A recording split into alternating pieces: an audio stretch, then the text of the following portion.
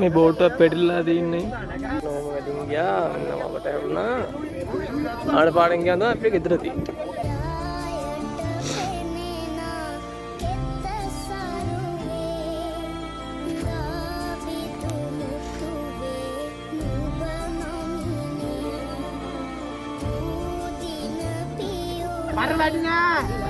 මේ බෝට්ටුවක් පෙරලිලා තින්නේ.